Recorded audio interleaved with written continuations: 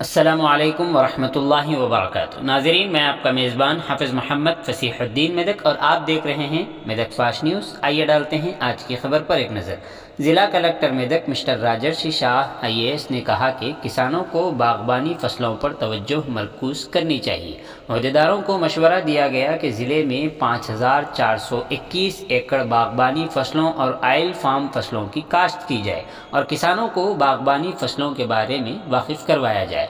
آج کلکٹریٹ کے آڈیٹوریم میں زراعت، باغبانی، جنگلات اور MPDO کے عہدیداروں کے ساتھ منعقدہ میٹنگ میں انہوں نے کہا کہ حکومت نے ضلع میں باغبانی فصلیں اگانے کا ہدف 100 ایکڑ پر رکھا ہے۔ انہوں نے کہا کہ چھوٹے اور پسماندہ کسانوں کی حوصلہ افزائی کی جائے اور 5 ایکڑ سے کم رقبے والے کسانوں کی نشاندہی کی جائے اور باغبانی فصلیں لگانے کی ترغیب دی جائے۔ حکومت SC اور ST کو 100% سبسڈی اور چھوٹے اور پسماندہ کسانوں کو 90% سبسڈی فراہم کرے گی، لیکن GST اضافی ادا کرنا پڑے گا۔ دلچسپی رکھنے والوں کو مشورہ دیا جاتا ہے کہ وہ اپنے نام اس ماہ کی 31 تاریخ تک محکمہ باغبانی اور زراعت کے افسران کے پاس درج کرائیں۔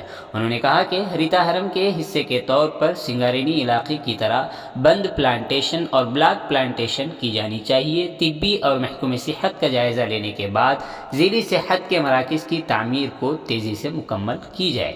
اسی طرح گرام پنچایت کی عمارتوں کی بھی تعمیر میں تیزی لائی جائے۔ اس پروگرام میں DRDO Srinivas, district forest officer mister Ravi Prasad, ضلع پریشد کے CEO مسٹر سیلیش، ضلع panchayat officer mister Sai Baba, panchayat Raj mister Satya Narayan Reddy, MPDOs، park officer Narsiah, forest officer کے علاوہ دیگر اعلیٰ عہدیداران شریک رہے۔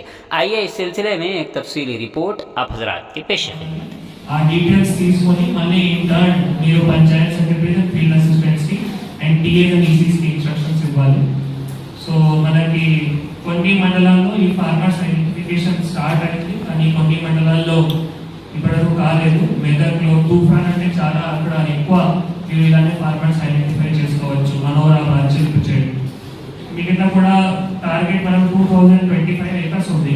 సో అన్ని మండలాలు కలిపి టార్గెట్ ఆల్రెడీ DRDO DHS వారు టార్గెట్ కూడా వర్కౌట్ చేసి ఇచ్చారు।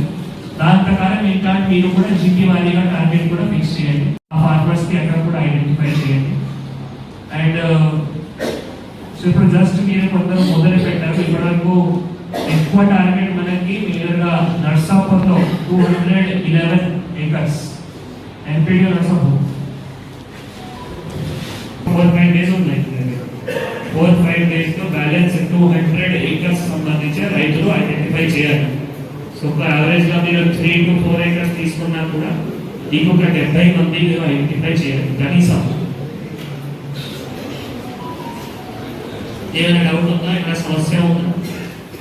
సో రేపటి నుంచి పని మొదలు పెట్టి తొందరగా 75 ఫార్మర్స్ ని కూడా డైలీ బేసిస్ లో